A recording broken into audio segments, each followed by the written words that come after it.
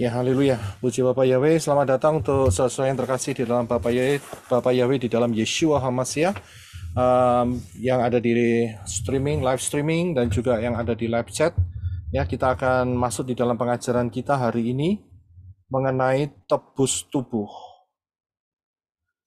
Ya, mengenai tebus tubuh.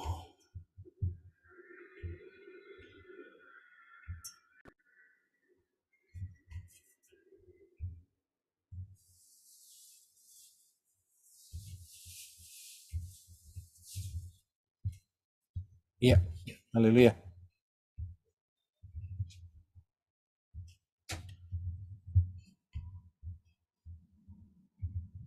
Ya, hari ini kita akan masuk di dalam pengajaran mengenai tebus tubuh, dan seperti biasa kita harus kembali ke akar pola Ibrani yang benar untuk memahami akan apa yang kita akan dapatkan dari Ruah Yahweh Elohim mengenai pengajaran hari ini. Dan kita harus tahu bahwa pola akar Ibrani yang benar itu kaya raya, di luarnya adalah miskin. Jadi saya akan tetap memilih di dalam akar pola Ibrani yang benar. Dan di dalam akar pola Ibrani yang benar ada 22 huruf Ibrani yang harus kita kenal, yang mulai dari Alef sampai Taf. Saudara bisa screenshot. Dan juga di dalamnya juga ada yang namanya piktograf, yaitu huruf-huruf Ibrani di dalam bentuk gambar. Ya, jadi setiap huruf itu mempunyai gambar, diwakili oleh gambar-gambar. Itu juga jumlahnya adalah 22 dari Alef sampai Taf. Ya, dan kemudian Bapak Yahweh memberikan angka-angka kepastian di dalam berbicara juga dalam kehidupan kita. Jadi dengan menggunakan angka gematria yang ada di dalam 22 huruf Ibrani itu, kita mendapatkan kekayaan yang luar biasa dan kita mendapatkan kepastian yang dahsyat dari Bapak Yahweh mengenai pola-polanya. Ya, ini sangat ajaib, ini sangat dahsyat. Dan ini merupakan satu paket yang tidak bisa dipisahkan. Ya, sehingga Bapak yang menggunakan huruf-huruf Ibrani, huruf-huruf piktograf, dan juga angka-angka kepastian daripada angka gematria untuk berbicara kepada saudara dan saya, ya, supaya kita tetap ada di jalur daripada Bapak Yahweh dalam Yeshua HaMashiach yang mengarah kepada rapture. Ya, dan jangan pula lupa mengenai prinsip nubuat, yaitu nubuat adalah pola. Prophecy is a pattern. Ya, ini sangat penting sekali untuk dipahami, sangat kritikal dan sangat penting sekali. Jadi kita harus melihatnya sehingga kita akan mendapatkan kekayaan yang lengkap yang telah disediakan oleh Bapak Yahweh di dalam kehidupan kita. Ingat juga, jangan lupa bahwa satuan pola waktu daripada Bapak Yahweh adalah angka 7, angka Zayin. Ya, ini adalah polanya. Ya, angka 7. Jadi jangan pernah keluar, dan disinilah kita akan mendapatkan kekayaan yang luar biasa. Nah, baik, kita masuk di dalam pengajaran ini, karena pengajaran ini berhubungan dengan kemah suci. Ya, berhubungan erat sekali dengan kemah suci. Karena itu saya berikan landasan kemah sucinya terlebih dahulu, bagannya, sehingga saudara paham. Ya, kemah suci ini didirikan oleh Moshe atas perintah daripada Bapak Yahweh di atas gunung. Saat Moshe berpuasa 40 hari 40 malam, tidak makan tidak minum selama 2 kali.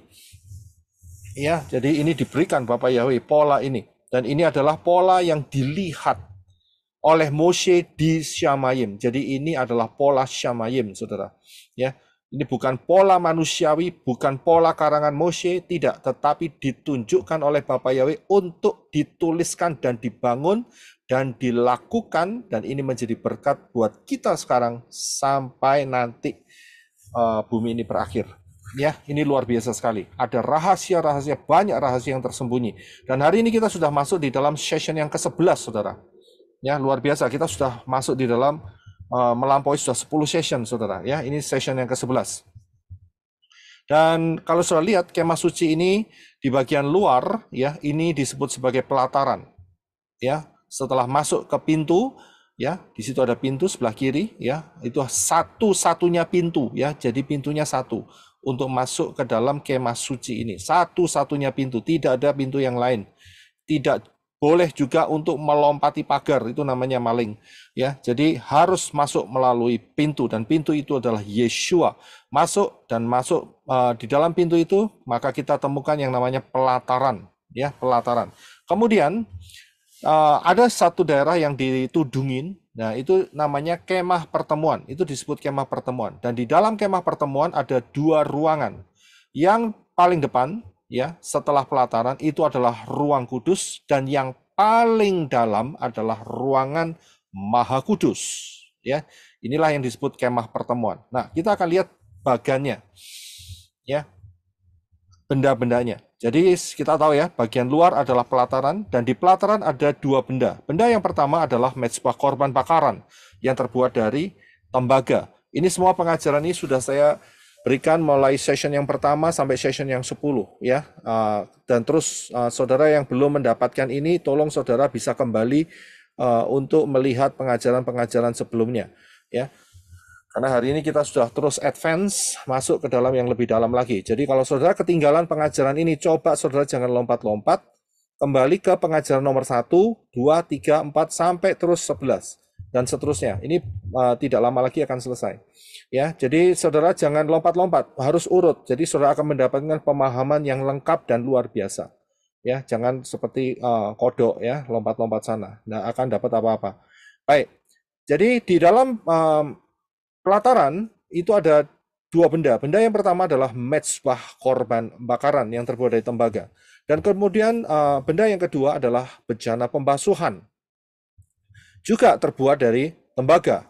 Nah, kemudian setelah itu di dalam kemah pertemuan yang tadi ada ditudungin itu, ya, itu di ruangan yang setelah pelataran, yaitu ruang kudus, ya, ruang suci atau ruang kudus. Di sini ada tiga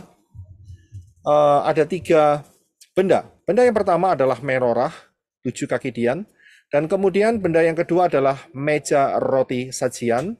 Dan benda yang ketiga adalah mezbah dupa.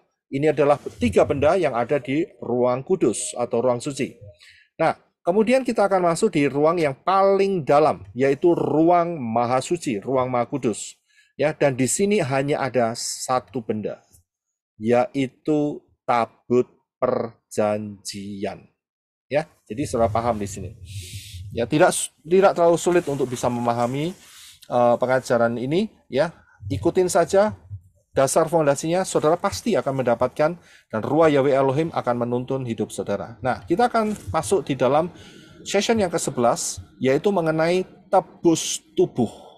Ya, tebus tubuh. Nah, kalau saudara belum melihat pengajaran yang satu ini, yaitu tubuh kemuliaan, tolong saudara juga bisa melihat dan mempelajarinya, ya, mendengarkan mengenai apa yang telah saya sampaikan pada Maret 11 ya, di Maret atau Maret 12 di Indonesia ya. Ini mengenai tubuh kemuliaan. Saudara bisa dapatkan di channel ini ya, mengenai tubuh kemuliaan, dan saya yakin beberapa channel juga telah menguploadnya juga ya ke channel-channel daripada mungkin Gamal, kemudian sahabatku Adi channel, Koni juga ada, banyak channel lagi ya, Kisyawati kalau nggak salah ya, itu juga ada ya. Jadi ada banyak yang sudah mencoba untuk menyebarkan kebenaran firman ini ya. Jadi saudara harus kembali coba lihat, ini akan memperlengkapi saudara dengan luar biasa, sangat luar biasa ya. Ada hal-hal yang sudah saya jelaskan di tubuh kemuliaan dan saya tidak ulangin lagi di materi hari ini, yaitu tebus tubuh. Tetapi ini connected ya, ini berhubungan. Apa yang saya sampaikan hari ini berhubungan dengan pengajaran mengenai tubuh kemuliaan yang saya sampaikan bulan Maret tahun ini ya, bulan Maret yang lalu. Baik, kita akan lihat ya. Jadi saudara kalau belum mendapatkannya, saudara tolong segera untuk bisa mempelajarinya supaya saudara bisa melihat keindahan, kedahsyatan Davar Elohim ya. Baik. Nah, kita sekarang ini hidup di tahun 2023 dan ini sangat luar biasa saudara ya. Karena apa? Ada banyak penyingkapan rahasia Davar Elohim saat kita sekarang ini, dan ini sungguh-sungguh dahsyat saudara. Ini luar biasa ya. Jangkauan kita ini dengan kita hidup di dalam tahun ini satu anugerah yang luar biasa, sehingga kita bisa melihat jauh sebelum bumi ini ada dan juga jauh sebelum sesudah bumi ini ada. Jadi kita mendapatkan Davar Elohim, pengertian ini, kita bisa melihat zaman sebelum bumi ini eksis ya, atau ada nyata ya, yaitu zaman di mana Bapak Yahweh menciptakan Syamayim dan juga isinya di situ, yaitu malaikat-malaikat, kerubim, serafim dan sebagainya. Ya, kita bisa melihat kebenaran itu. Dan juga kita juga bisa melihat kejatuhan daripada malaikat-malaikat yang memberontak kepada Bapak Yahweh. Ya. Dan setelah itu kita bisa melihat petajaman ya, dari sejak kejatuhan Adam sampai kerajaan 1000 tahun, sampai kiamat, sampai kita juga bisa mendapatkan pemahaman mengenai the white throne judgment, pengadilan tahta putih, ya, dan juga sampai lautan api, Gehenna, dan Yerusalem dan bumi yang baru. Lengkap. Di tahun kita ini kita punya kekayaan yang luar biasa, saudara. Ya, kalau saudara tidak mendapatkan, saya bilang rugi besar. Karena itu saudara harus setia untuk bisa mendapatkan. Saudara harus belajar setia dan juga buka hati, taruh hati di posisi yang netral untuk bisa menerima dafar Elohim, kebenaran firman Elohim ini ya, yang berdasarkan pola akar Ibrani yang benar.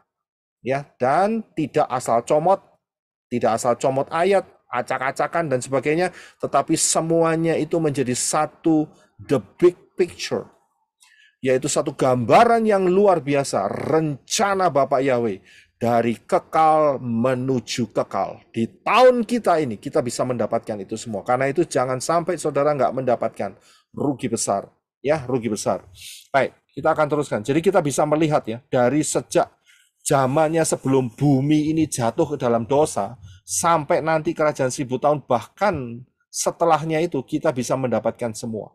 Ya, di tahun-tahun kita ini sekarang. Ini luar biasa sekali. Baik, kita akan melihat 3 hal yang wajib dipahami untuk manusia. Saudara manusia kan? Saya juga manusia. Karena itu kita harus paham akan 3 hal ini. Saya berikan 3 hal saja untuk masalah mengenai tebus tubuh. Yang pertama adalah rencana besar Bapak Yahweh untuk manusia itu adalah tubuh kemuliaan. Ya, rencana besar Bapak Yahweh buat manusia ya adalah tubuh kemuliaan. Yang kedua, manusia TKO. Bukan TKW, TKO. Tahu ya TKO ya? Ya, knockout. Karena apa? Versus nakas, ya, manusia pertama jatuh dalam dosa. Kita harus paham soal itu.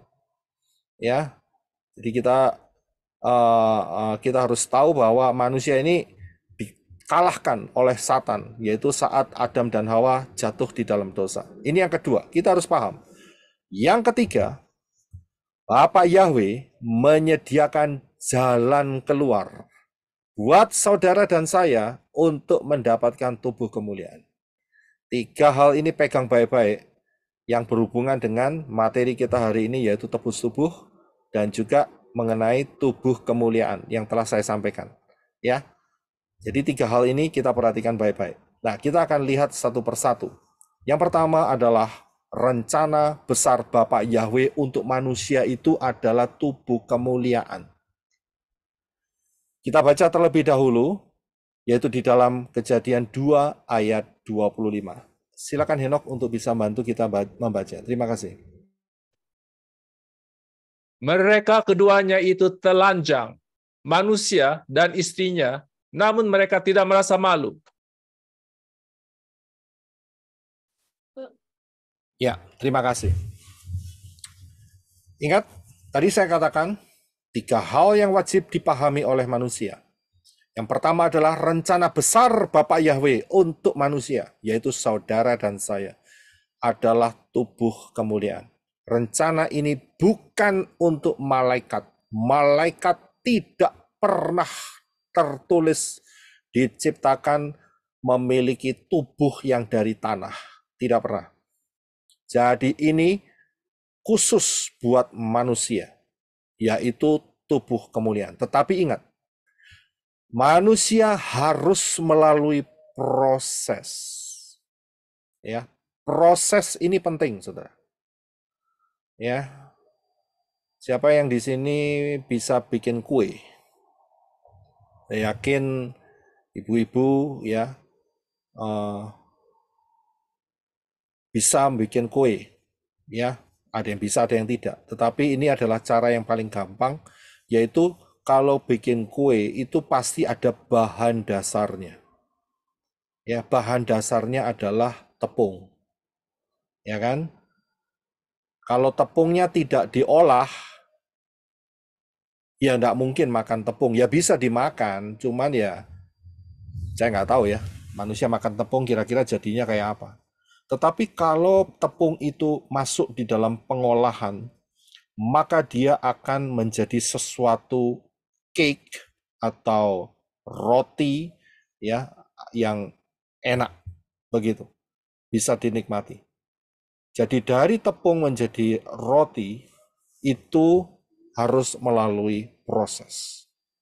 Bahan dasarnya ada, ya, planningnya ada, dan juga destiny-nya juga ada, hasil akhirnya juga ada.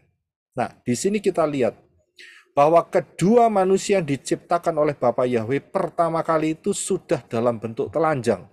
Tetapi ditulis dengan jelas di sini, mereka tidak merasa malu. Ada apa di sini? Karena tidak merasa malu. Alasannya jelas karena mereka diciptakan segambar dan serupa dengan Elohim, dan manusia pertama dilingkupi oleh kemuliaan Elohim. Saudara bisa lihat, jadi tubuh fisik yang telanjang itu diberi seperti baju penutup, yaitu kekuatan daripada hadirat Bapa Yahweh, kemuliaan Bapa Yahweh, ya itu ada di dalam manusia yang pertama. Nah, ingat tadi saya katakan bahwa manusia harus melalui proses. Saya buktikan, walaupun manusia sudah jatuh, tapi proses ini ternyata ditunjukkan kepada kita. Ingat bahwa kita sudah bisa melihat tahun 2023 ini dari sejak kejadian sebelum bumi ini dibentuk kembali sampai kiamat.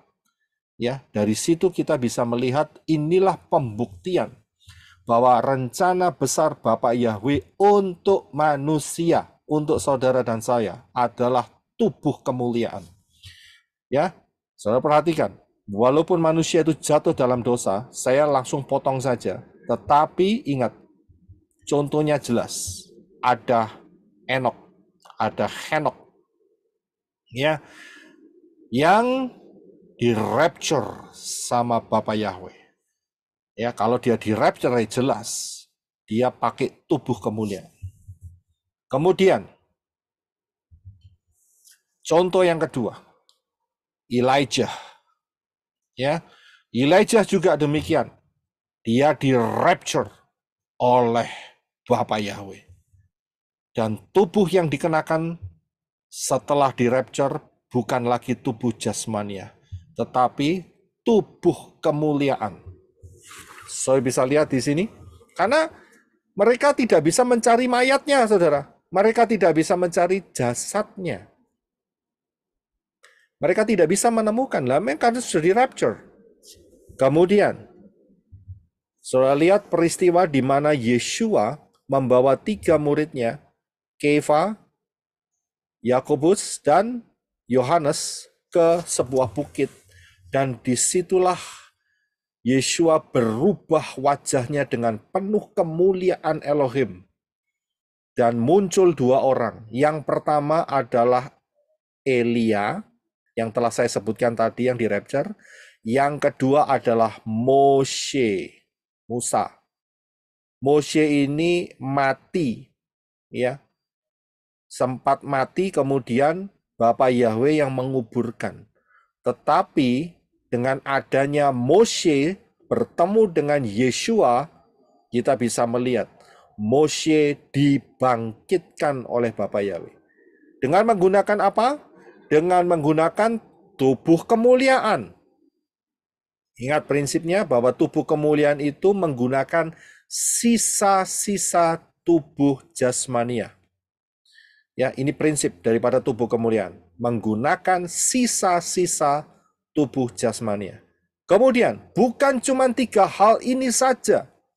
Ya, sering kali kita dengar 3 hal ini yang membuat pemahaman kita mengenai rapture atau mengenai tubuh kemuliaan yang diangkat. Akan tetapi ada satu peristiwa di mana banyak orang melihat, ya, di mana Abraham, Yisak, Yakov, Yosef, kemudian Daniel, Azariah, Hananya, kemudian para nabi yang setia kepada Bapa Yahweh, Yehezkiel, Yesaya, Yeremia, Daud, itu semua dibangkitkan. Pada peristiwa apa? Pada peristiwa di mana saat Yeshua HaMasyiah mati di atas kayu salib dan darahnya menetes di tabut perjanjian yang tersembunyi, ya, yang disembunyikan di bawah beberapa meter tempat Yeshua disalibkan.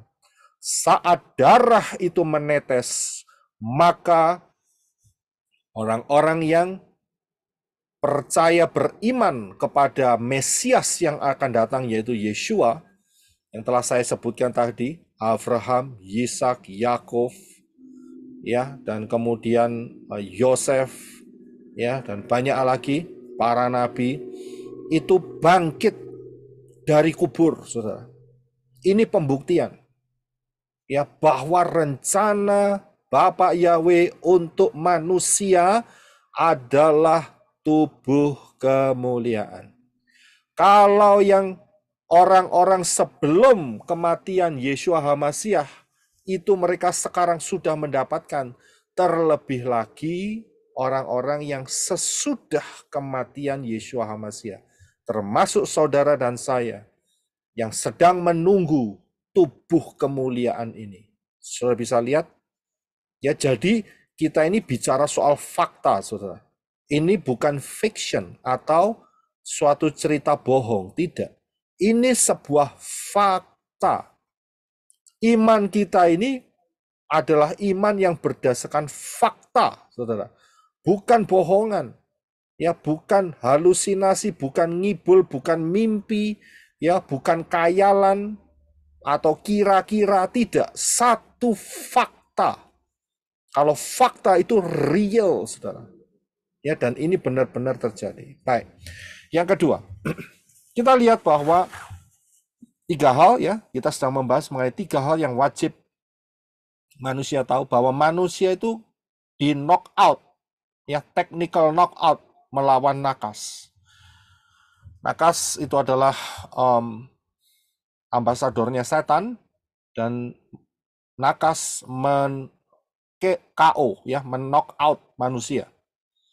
Ya, Kejadian 3 ayat yang ke-7.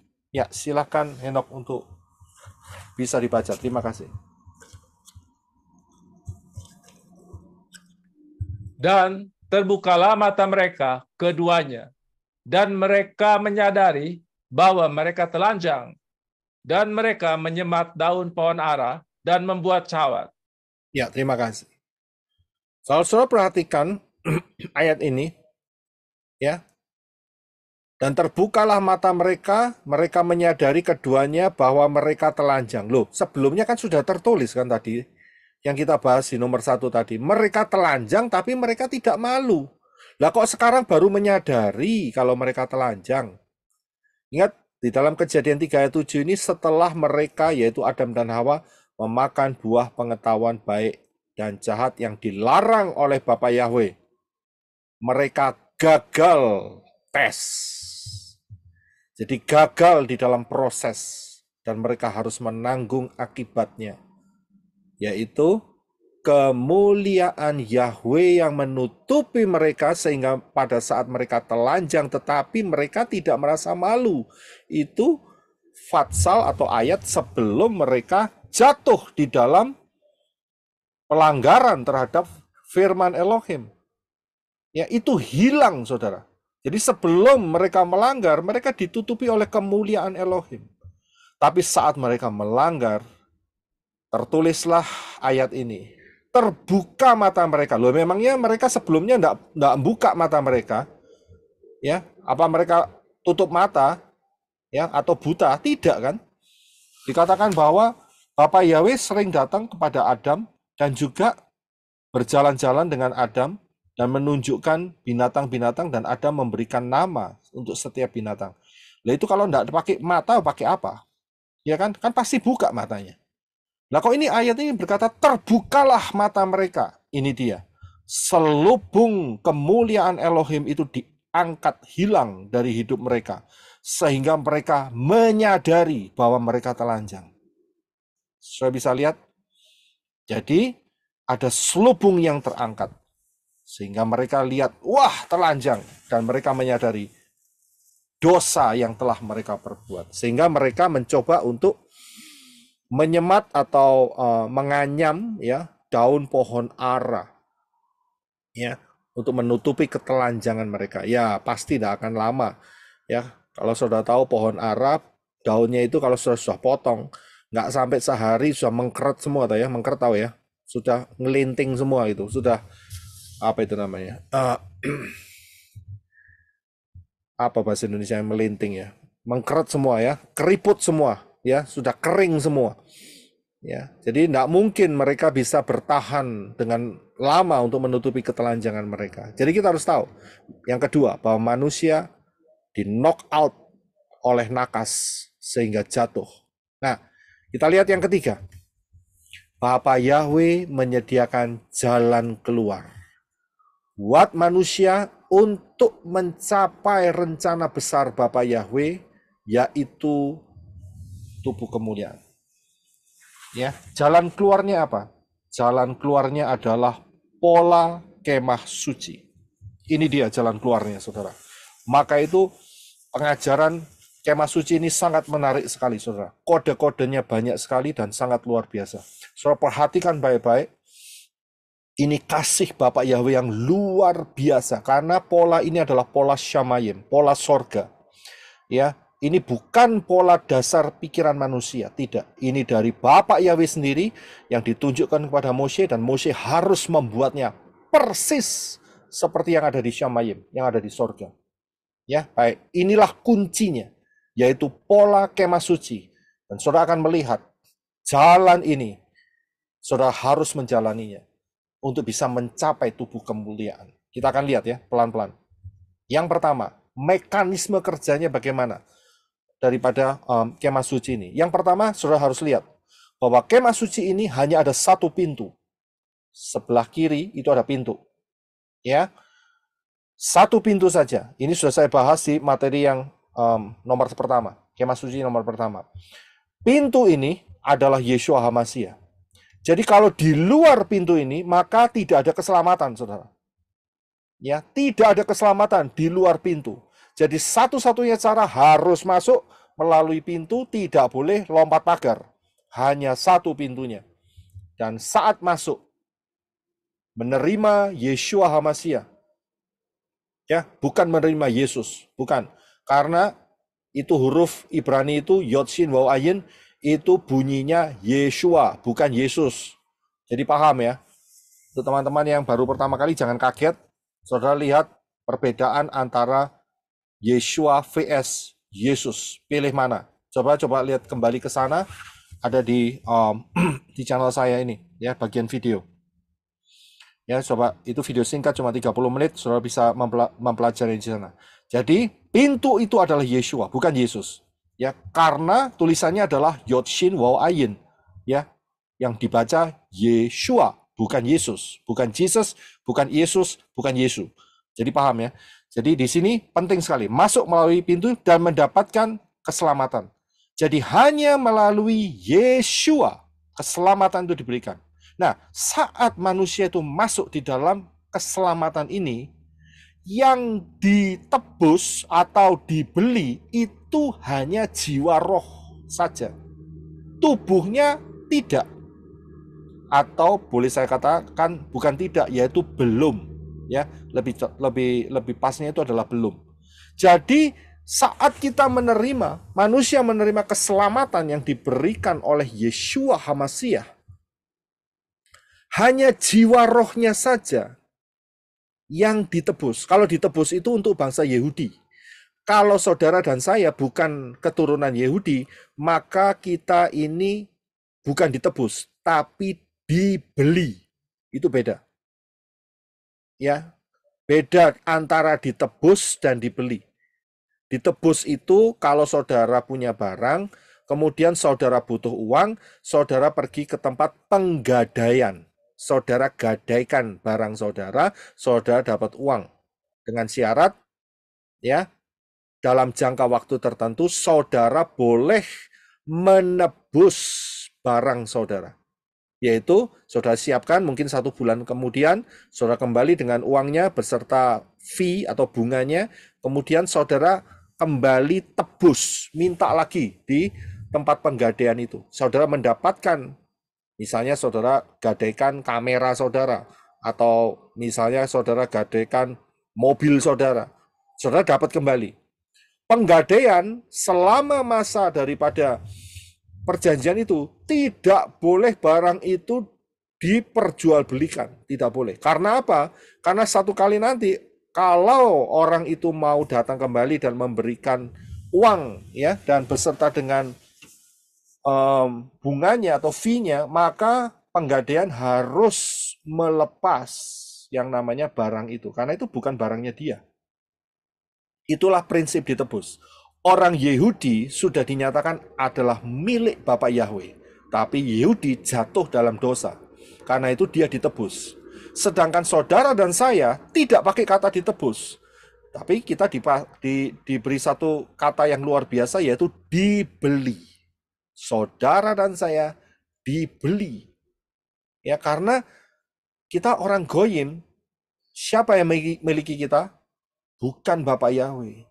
Ya, dulu kita dimiliki oleh setan, Satan. Karena itu dibeli sama Bapak Yahweh. Ya, kita dimasukkan keluarga Elohim, Yahweh Elohim. Karena itu sistemnya dibeli. Ayatnya di mana? Di 1 Korintus 6 ayat 20. Silakan, Eno. Terima kasih. Sebab kamu telah dibeli dan harganya telah dibayar lunas. Karena itu, muliakanlah Elohim dengan tubuhmu dan dengan rohmu yang adalah milik Elohim. Ya, terima kasih. Saudara bisa lihat di sini, kita dibeli. Ya. Nah, saat kita dibeli, itu hanya jiwa rohnya dulu.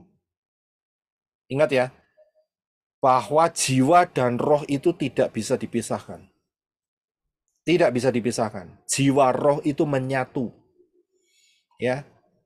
Nah, tubuh bagaimana? Tubuhnya nunggu, saudara. Nunggu, tunggu dulu. Ya, belum mendapatkan penebusan atau pembelian dengan lunas. Yang sudah adalah jiwa rohnya. Perhatikan yang akan saya sampaikan ini. Nanti saudara akan mengerti. Langkah berikutnya, setelah menerima Yeshua, di mana jiwa roh kita dibeli, maka next step atau step berikutnya yaitu harus masuk di dalam proses pendewasaan rohani. Dan proses pendewasaan rohani ini adalah sebuah perjalanan, journey of faith, perjalanan iman. Dan ini dimulai dari tirai. Startnya dari tirai. Tirai ini bicara mengenai apa? Tirai ini berbicara mengenai Ruach Yahweh Elohim. Kisah Rasul 1 ayat yang ke-8. Silakan, Eno. Namun kamu akan menerima kuasa jika Roh Kudus turun atasmu, dan kamu akan menjadi saksiku di Yerusalem, di seluruh Yudea dan Samaria, bahkan sampai ke ujung bumi. Ya, terima kasih. Ini unik sekali. Mengapa? Saat Yeshua bangkit dari antara orang mati, Yeshua berpesan kepada murid-murid, kamu jangan meninggalkan Yerusalem sampai ruah Yahweh Elohim turun atasmu. Dan itu terjadinya kapan? Terjadinya pada saat perayaan atau hari raya Shavuot, yaitu Pentakosta. Ya, pada saat perayaan Shavuot, ruah Yahweh Elohim turun. Dan disinilah proses journey of faith itu dialami oleh setiap orang. Karena apa? Karena tanpa ruah Yahweh Elohim, saudara dan saya bisa digiles sama setan. Tidak punya kekuatan apa-apa. Ya. Kefa, Petrus, dia sudah sumber. Tahu sumber? Apa itu sumber ya? Bisa bantu enggak? Sumber. Itu bahasa Meksiko Tenggara. Apa ya? Sumber, sesumber. Apa ya sumber? Berkoar-koar. Ya, kayak gitu, sumber, berkoar-koar begitu ya. Dia bilang gini, Yeshua bilang, nanti Yeshua akan mati. Dan itu Yeshua ungkapkan di saat perjamuan malam, saat Pesah. Dan si Kefa bilang, ya, aku pun berani mati buat kamu. Tapi Yeshua berkata, sebelum shofar berbunyi 3 kali, kamu telah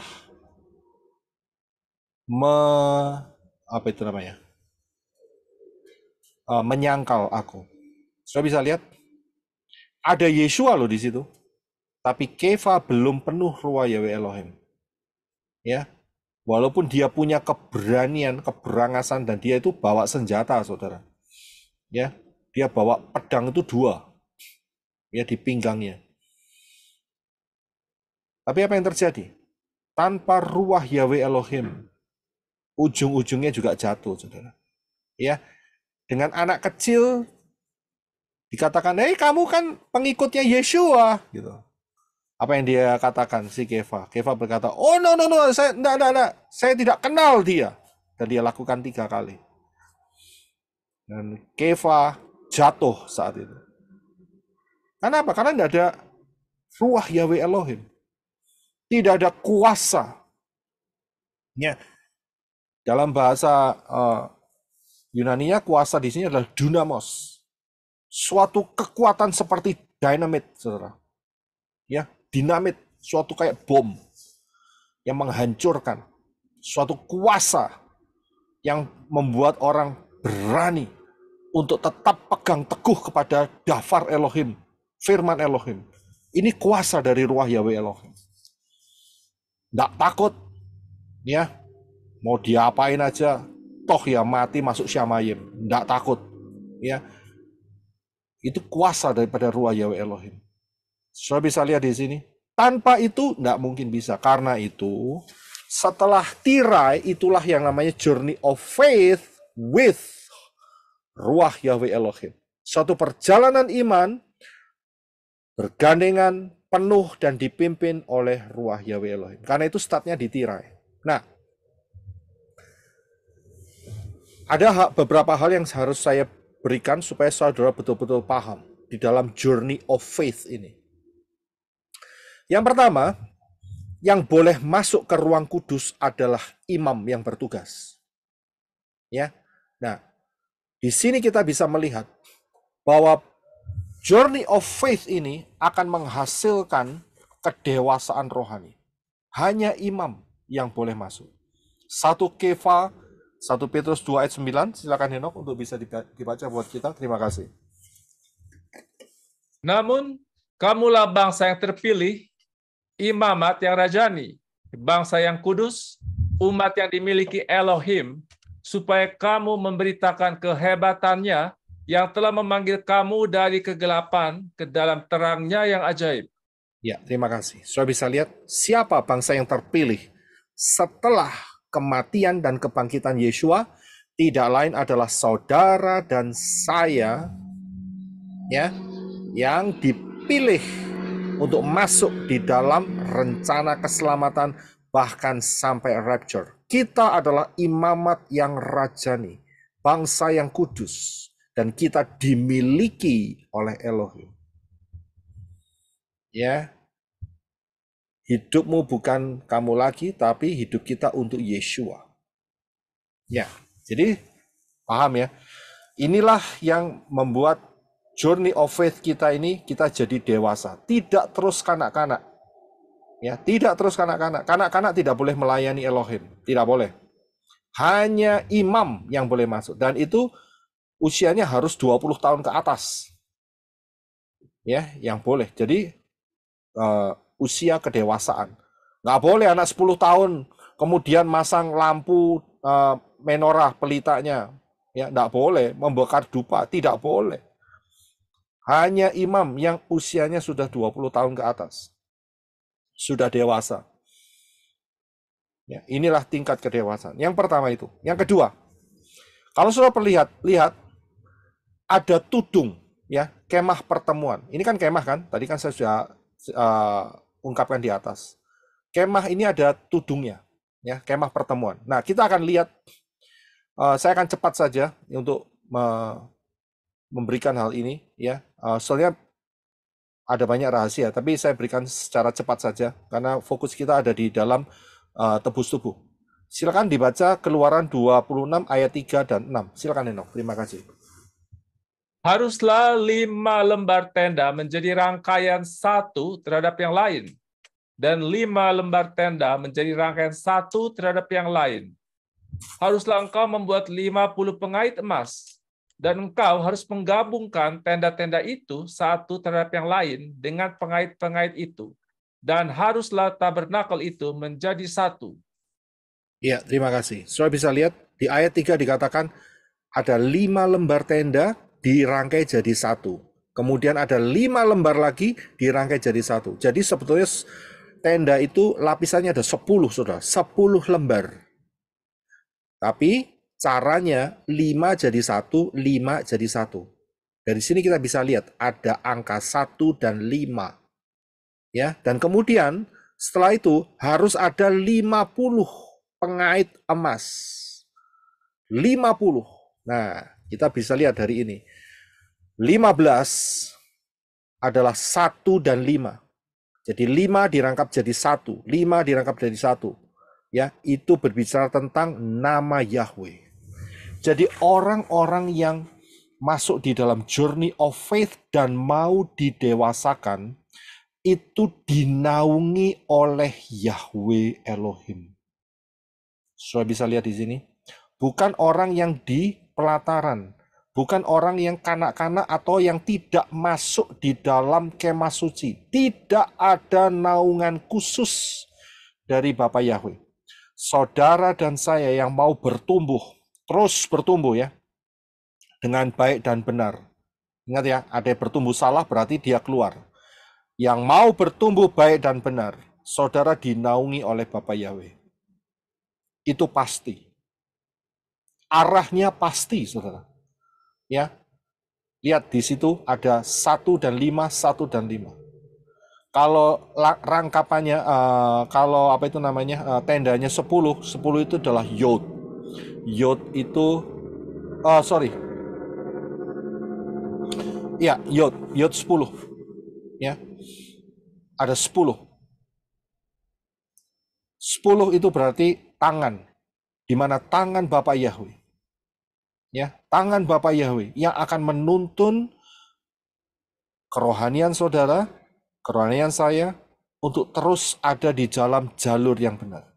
Angka 15 itu adalah Yod dan Hei. Yod Hei, Yah. Kemudian, bukan cuma di situ saja. Dibuktikan bahwa harus ada 50 pengait emas. Ya, untuk menggabungkan tenda-tenda itu, pengaitnya harus 50. Nggak boleh 51, nggak boleh 49, harus pas 50. Nggak boleh lebih, nggak boleh kurang. Nah, 50 itu apa? 50 adalah angka Yobel. 50 adalah angka pembebasan. Yobel itu bercerita mengenai pembebasan. Dan 50 adalah angka Shavuot, Pentakosta. Inilah karya daripada Ruach Yahweh Elohim yang membebaskan saudara dan saya dari dosa. Di dalam perjalanan dengan Bapa Yahweh, kita harus mau terus penuh dengan ruah Yahweh Elohim dan dipimpin oleh ruah Yahweh Elohim. Saudara bisa lihat di sini, ini bukan satu kebetulan, ini kode-kode tersembunyi. Ya, paham ya? Jadi inilah mengenai tudung itu. Nah, saya akan lanjutkan. Di dalam kemah pertemuan, tadi saya katakan ada 3 benda. Kita lihat benda yang pertama. Ya, yaitu meja roti sajian. Mazmur 119 ayat 105, silakan Henok. Firman-Mu adalah pelita bagi kakiku dan cahaya bagi jalanku. Ya, terima kasih. So bisa lihat meja roti sajian ini harus disiapkan dan harus dimakan oleh imam-imam saja. Ya, harus dimakan oleh imam-imam saja. Tapi ada perkecualian. Kira-kira siapa yang pernah makan ini selain imam? Siapa yang pernah? Daud, Pak. Iya, betul. Daud pernah makan ini. Karena saat itu dia lari daripada Saul dan tidak ada makanan kecuali yang satu ini. Dan itu anugerah yang besar. Dan Daud mendapatkan makanan dari roti yang disajikan kepada Bapa Yahweh. Inilah bercerita mengenai firman yang harus kita makan, yang harus kita kenali, yang harus kita pahami, yang harus kita selidiki, yang harus kita taati. Kalau saudara lihat, ya, di dalam meja roti sajian ini, jumlahnya yang disusun itu adalah 6 dan 6. Ayatnya di mana? Ayatnya di dalam Imamat 24 ayat yang ke-6. Silakan Henok.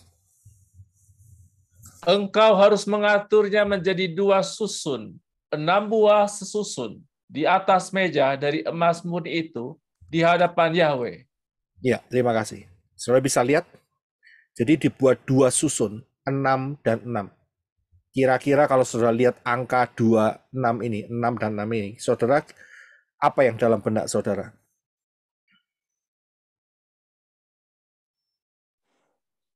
Saudara boleh open mic.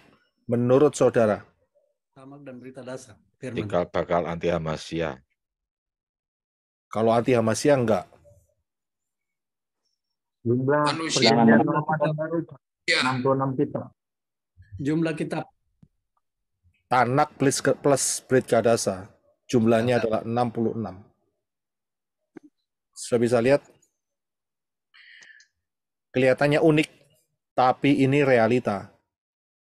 Ya, Tanak dan Brit Kadasa, jumlah total kitabnya, ya, Tanak itu memang ada dibagi-bagi, ya.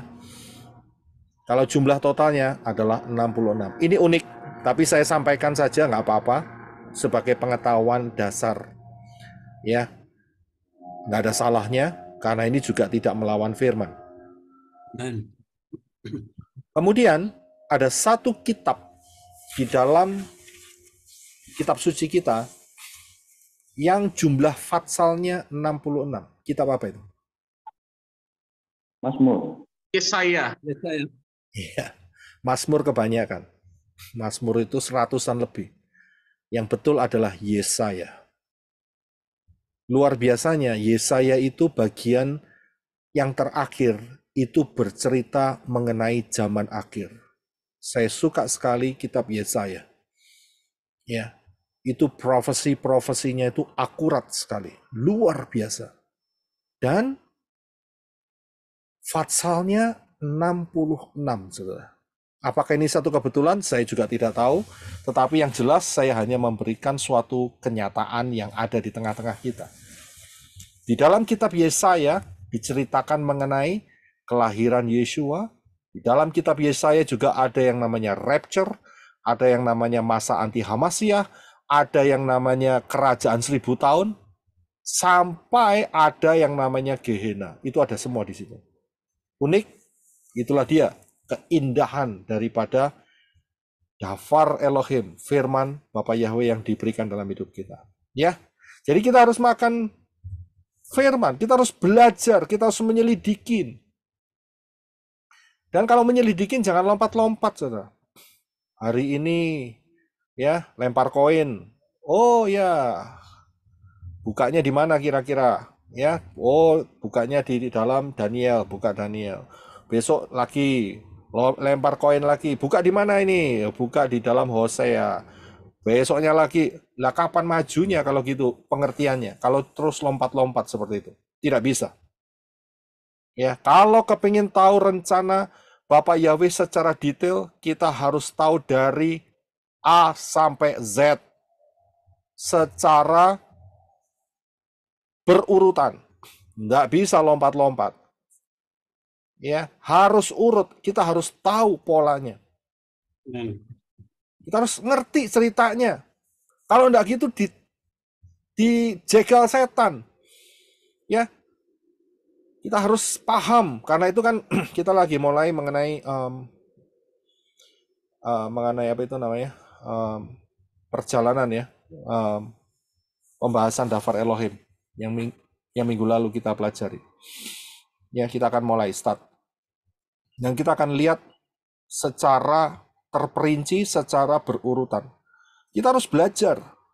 Nggak ada yang namanya nggak dapat informasi tahu-tahu paham. Ya, kita harus mendapatkannya sendiri. Kita harus makan Dafar Elohim ini sendiri. Kita harus kenal. Ya, karena apa? Di dalam kitab Ibrani dikatakan bahwa aku datang dalam gulungan kitab. Yeshua itu datang dalam gulungan kitab. Yeshua bicara melalui apa yang saudara baca setiap saat dan saudara pelajari mengenai Dafar Elohim ini. Ya, kalau ada orang yang tidak mau belajar, berarti orang itu tidak mau makan. Kalau tidak mau makan, berarti dia kelaparan. Kalau sudah kelaparan, dia sakit, akhirnya dia lemah dan mati di tengah jalan. Imannya kandas. Hati-hati. Ya, hati-hati. Jangan sampai iman kandas gara-gara kesalahan sendiri, yaitu tidak memahami akan firman Elohim. Dari Kejadian sampai Wahyu. Ini pentingnya. Ya, membangun rumah harus ada fondasi. Lah kenapa kita mau bangun rumah rohani kita tidak mau bangun fondasi yang benar? Itu kesalahan dari orang-orang pengajar Yunani. Lompat-lompat. Ya, pencolotan. Saudara tahu pencolotan ya? Jerman Timur, pencolotan. Oke. Kita lanjutkan. Yang keempat, mezbah dupa. Ya, kita lagi berbicara soal journey of faith. Ini adalah elemen-elemen yang harus kita lalui semua, harus ada dalam hidup kita. Ya, mengenai pendewasaan rohani. Yang keempat adalah mezbah dupa. Ya, silakan Henok. Ayatnya ada di Yohanes 4, 21, 23, dan 24. Silakan. Yesua berkata kepadanya, "Hai wanita, percayalah kepadaku, bahwa waktunya akan datang saat kamu menyembah kepada Bapa bukan di gunung ini, bukan pula di Yerusalem. Namun waktunya akan tiba, dan itu adalah sekarang, manakala para penyembah yang benar akan menyembah kepada Bapa dalam roh dan kebenaran. Sebab Bapa pun sedang mencari orang-orang yang menyembah Dia seperti itu. Elohim itu roh, dan mereka yang menyembah Dia seharusnya lah menyembah dalam roh dan kebenaran." Ya, terima kasih. Mezbah dupa ini berbicara mengenai worship, penyembahan. Dan uniknya kalau saudara lihat, mezbah dupa ini ya terbuat dari emas dan di ujung-ujung kepalanya itu ada 4 tanduk, saudara. Ada tanduk. Dan di tanduk-tanduk inilah darah domba itu dioleskan juga di sana. Ya. Tanduk itu berbicara mengenai kekuatan. Orang yang menyembah Bapa Yahweh, dia punya kekuatan. Dan setan ngiprit tidak berani dekat-dekat. Saya bisa lihat, nggak usah jauh-jauh. Saya beberapa tahun yang lalu, saat mengenai nama Bapak Yahweh ini belum tersebar, saya yakin saudara mungkin pernah melihat yang namanya uji nyali. Dan di situ ada dipanggil 2 orang. Sebetulnya yang dipanggil cuma 1, seorang perempuan muda. Tapi perempuan muda ini ketakutan. Uji nyali, saudara, saya nggak tahu di Indonesia masih ada atau tidak. Tapi saat itu apa yang dia minta, yaitu dia minta ditemani. Nah, ternyata perempuan ini adalah seorang yang percaya kepada Yeshua. Tapi ingat ya, ini saat itu pengenalan akan nama Yeshua belum. Jadi patokan tertinggi ada di sana. Tapi enggak apa-apa. Ya, karena memang movement daripada nama Yahweh dan Yeshua belum nyampe. Ya memang itu yang paling tinggi. Ya, Bapak Yahweh masih menghargai di situ. Nah, orang yang menemani dia itu dari Muslim. Apa yang terjadi? Sudah dikasih tahu syarat-syaratnya dan ditaruh di satu tempat yang aura setannya itu kencang sekali. Ya, dan apa yang terjadi? Lampu dimatikan dan hanya sebuah lilin yang dipegang oleh perempuan ini dan laki-laki itu. Tidak lama kemudian setannya datang, saudara. Tapi si perempuan ini dia menyanyikan, darahmu Yeshua sucikan daku. Ya, apa yang terjadi?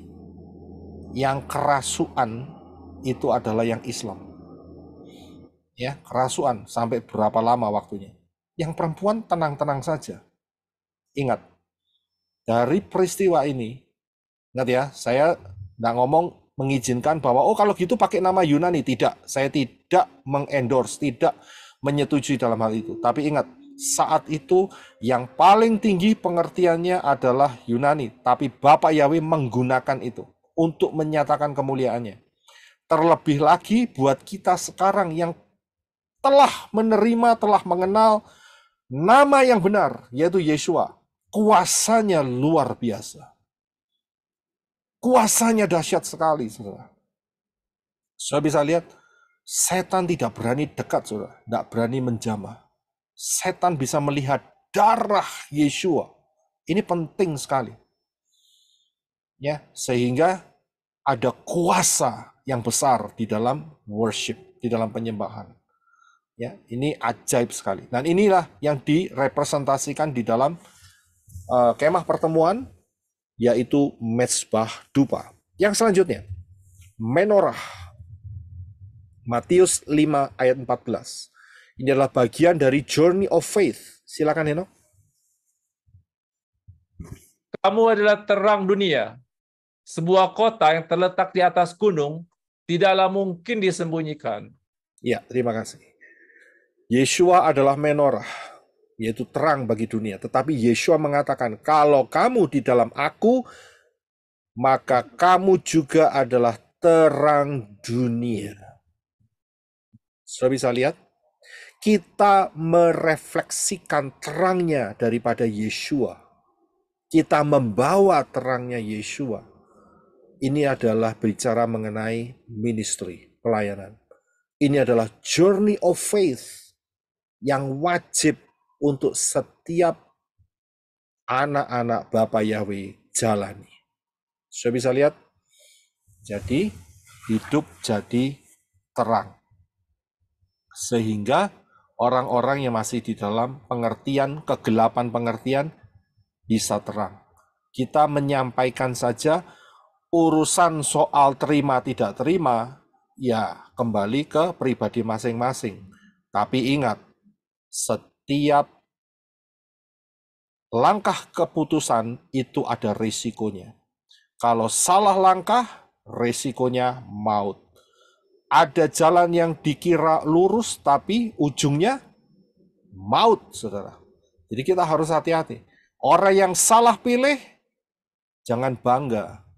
Ya, jangan bangga kalau sudah dikasih tahu nama Yahweh tetap mempertahankan diri kekeh kepada nama Yunani. Hati-hati, hati-hati. Ya, berat hukumannya. Sangat-sangat berat. Karena apa? Itu merupakan roh pemberontakan. Udah dikasih tahu nggak mau tahu. Kan itu namanya ndablek. Ya tahu ndablek ya. Ya. Ndablek itu bahasa Papua Nugini. Ndablek ya, perdablek. Tegar tengkuk ya. Keras kepala. Tidak mau dikasih tahu. Padahal udah dikasih tahu nama yang betul itu adalah yang dari Ibrani, Yotsin, Bawa Ayin, Yeshua. Tapi mereka ndablek masih aja ngomong Yesus, Yesus dan sebagainya. Oke, hati-hati. Ya kita nggak bisa apa-apa. Mereka akan tanggung risikonya sendiri. Ya, malaikat akan catat itu di dalam kitab-kitab yang akan nanti dibuka di dalam the White Throne Judgment, pengadilan tata putih. Ya, jadi kita adalah terang dunia, kita hanya kasih terang, ya, untuk menjelaskan dan tidak membakar, ya, tidak memaksa. Yang selanjutnya, yang keenam, Journey of Faith, yaitu suasana yang serba emas. Kalau sudah tahu di dalam kemah pertemuan itu tidak ada tembaga, saudara. Yang ada itu emas, dan itu langsung berhubungan dengan ruangan Maha Kudus yang paling belakang. Itu emas semuanya. Nah, kita lagi bicara soal ruang kudus yang bagian depan dengan ada 3 benda. Menorah dari emas, meja roti sajian itu dari kayu dilapisi emas. Mezbah dupa itu dari kayu dilapisi emas, nggak dilapisi perak, nggak dilapisi tembaga, tidak, dilapisi emas. Kemudian dinding-dindingnya itu dari kayu dan dilapisi emas.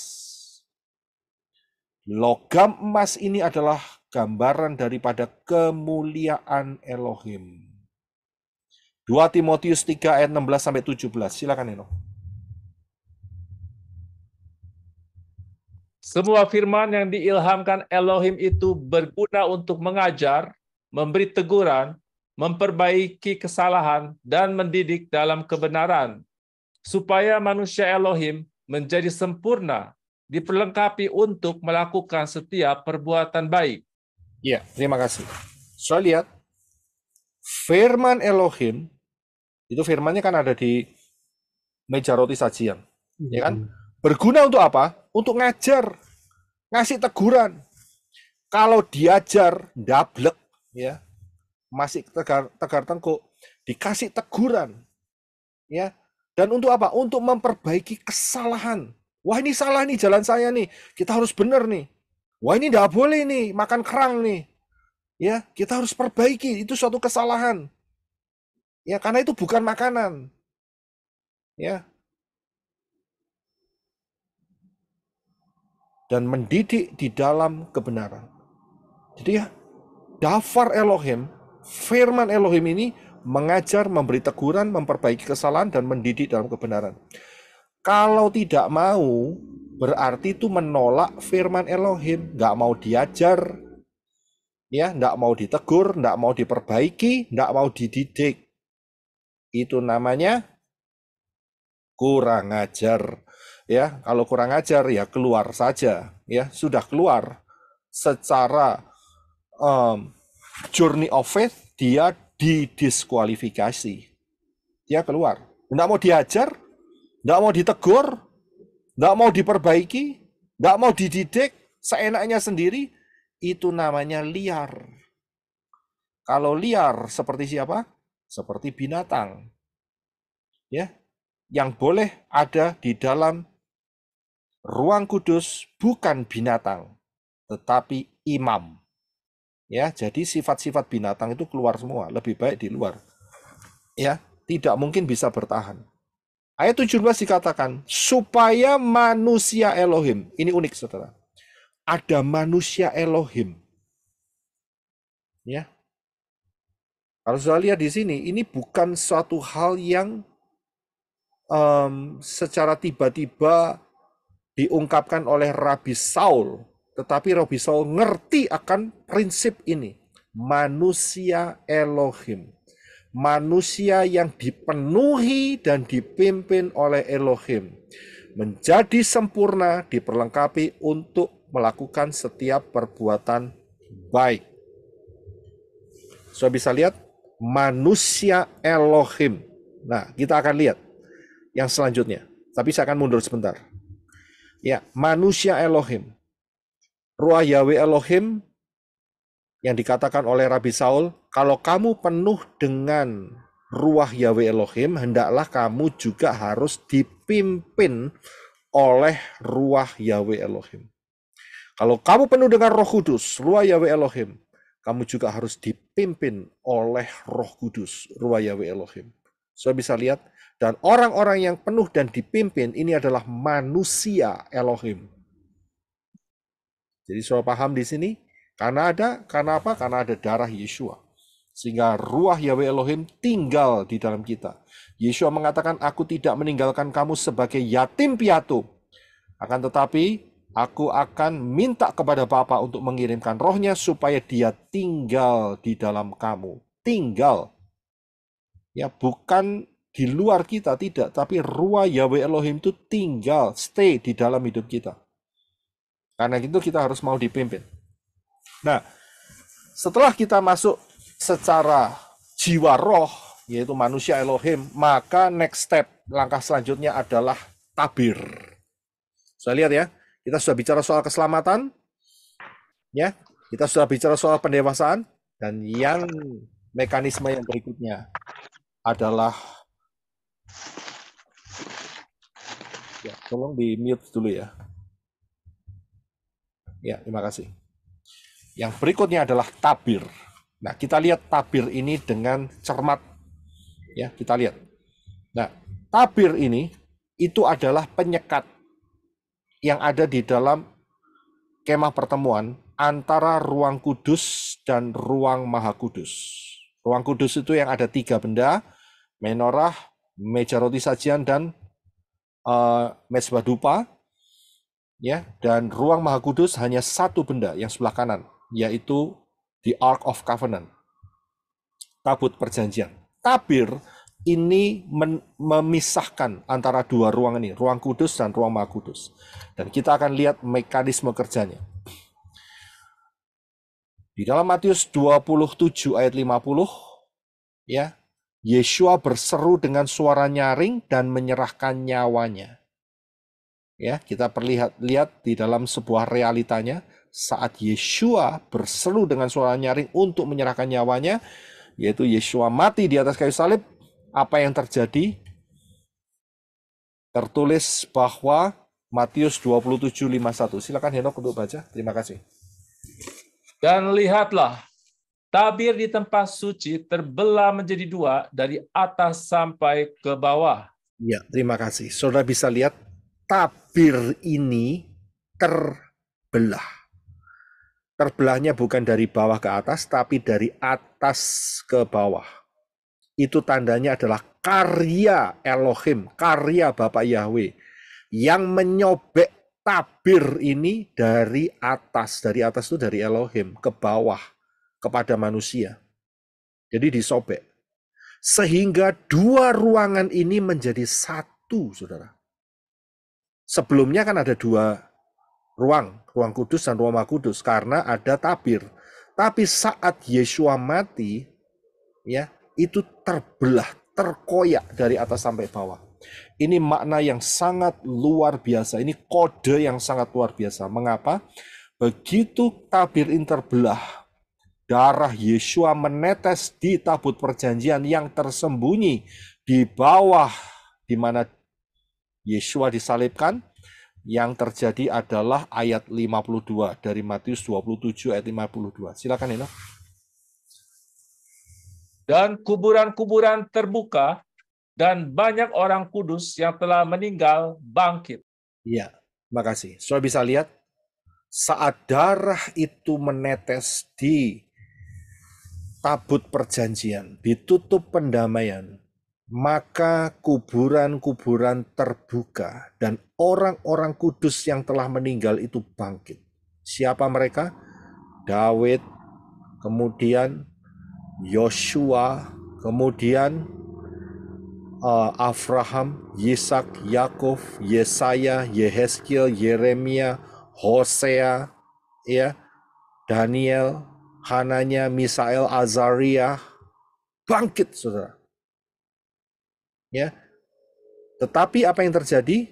Mereka sebelum Yeshua keluar dari kubur, mereka tetap ada dalam gua-gua itu, menunggu selesainya 3 hari.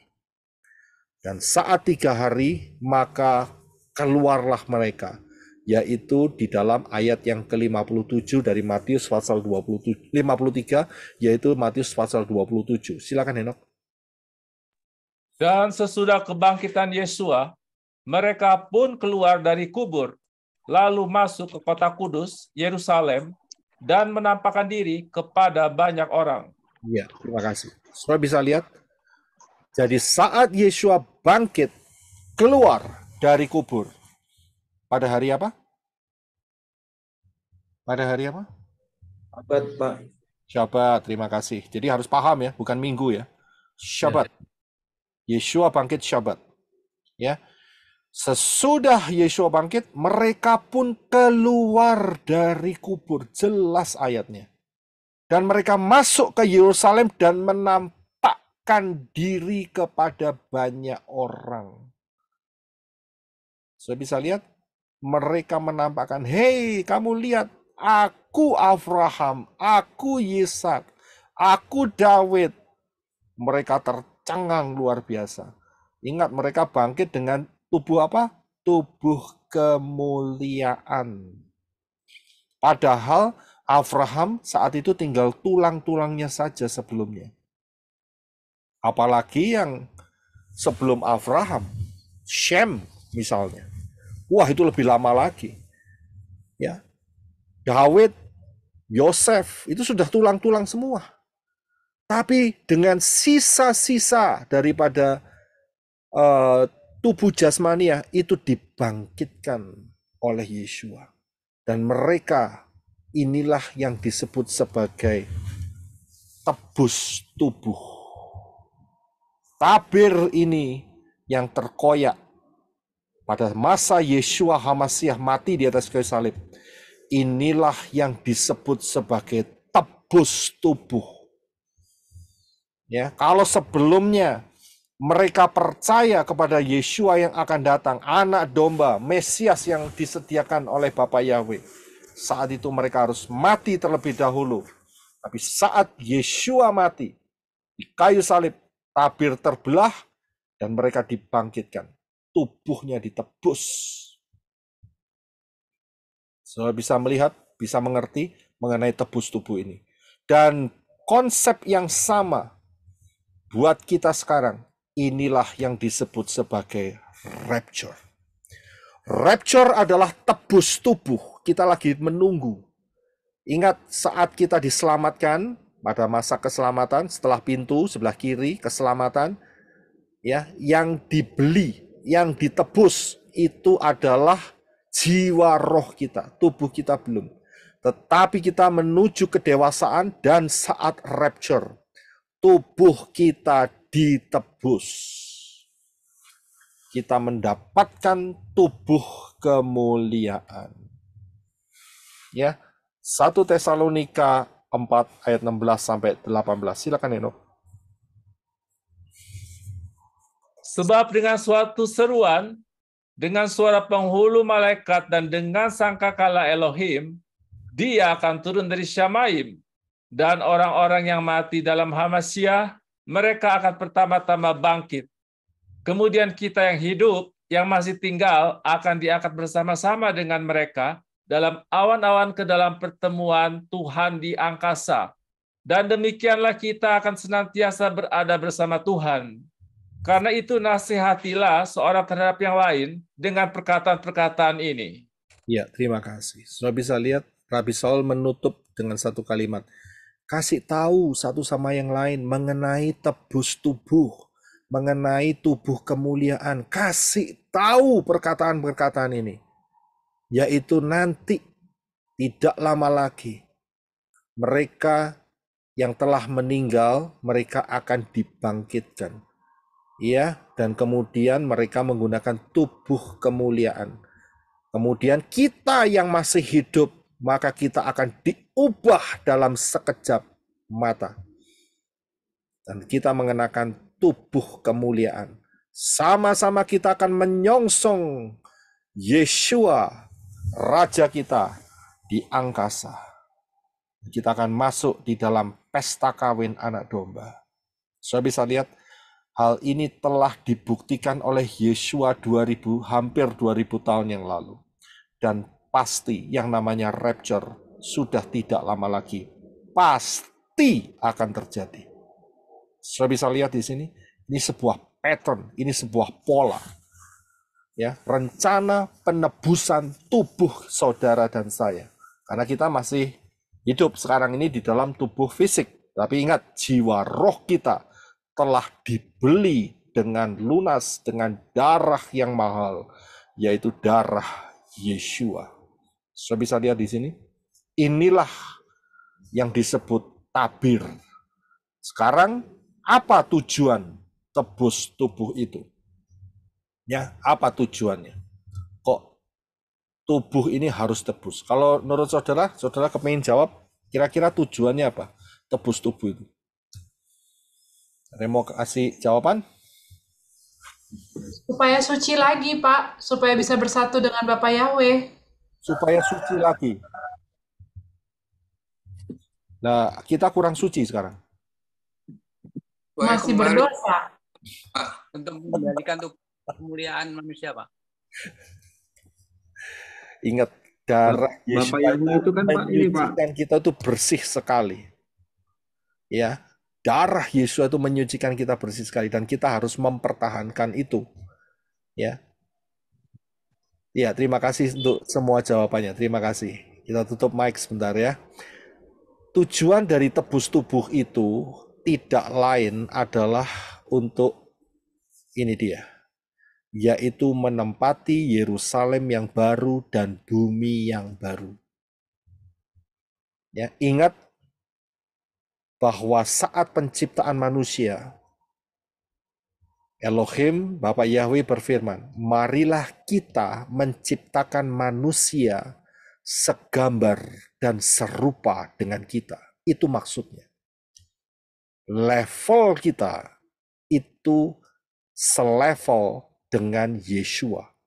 Maksud saya selevel itu bukan berarti kita seperti Yeshua Elohim gitu, tidak. Ya, akan tetapi kita memiliki tubuh kemuliaan yang selevel dengan Yeshua. Karena Yeshua telah memiliki tubuh kemuliaan. Bapak Yahweh sendiri merangkul kita sebagai manusia yang dulunya berdosa. Kita dirangkul menjadi keluarga, menjadi family. Ya. Tubuh kita itu identik dengan tubuhnya Yeshua. Itu luar biasa. Malaikat tidak dapat kesempatan seperti ini. Inilah kedahsyatan rencana Bapak Yahweh. Menempati Yerusalem dan bumi yang baru. Saya sudah ungkapkan ini di dalam pengajaran kode rahasia angka 12. Saudara coba yang belum dapat, saudara cari di channel-channel kita ini sekarang ya untuk mempelajari. Nah, saya akan masuk sedikit lagi. Pertanyaannya, bagaimana nasib manusia ya, manusia-manusia yang menolak keselamatan yang disediakan Bapak Yahweh dalam Yeshua? Itu kan tadi buat mereka yang menerima. Bagaimana yang menolak? Saya berikan 3 ayat. Ya.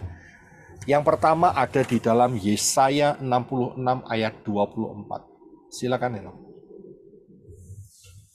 Dan mereka akan pergi keluar dan melihat mayat orang-orang yang telah memberontak melawan aku, karena ulat-ulat mereka tidak akan mati, dan apinya tidak akan padam, dan mereka akan menjadi suatu kebencian atau kengerian bagi semua yang hidup. Iya, terima kasih. Saudara bisa lihat di Yesaya 66, ini Fatsal 66, yang terakhir, mengenai Gehenna. Kalau cuma ngelihat mayat bangkai, lah buat apa? Nggak ada maknanya, ya sudah jadi bangkai. Ya, tapi ingat ayat ini tidak bisa berdiri sendiri. Ya, karena apa? Kita akan lihat selanjutnya, nanti saudara akan jelas sekali, yaitu di dalam Wahyu 20 ayat 13. Silakan Eno. Dan laut menyerahkan orang-orang mati dari dalamnya. Juga maut dan alam maut menyerahkan orang-orang mati dari dalamnya. Dan mereka masing-masing dihakimi sesuai dengan perbuatan mereka. Iya, terima kasih. Saudara bisa lihat di dalam Wahyu 20:13. Setelah bumi ini dihancurkan oleh api, bumi ini tidak ada lagi. Akan tetapi kalimat ini tertulis. Ya.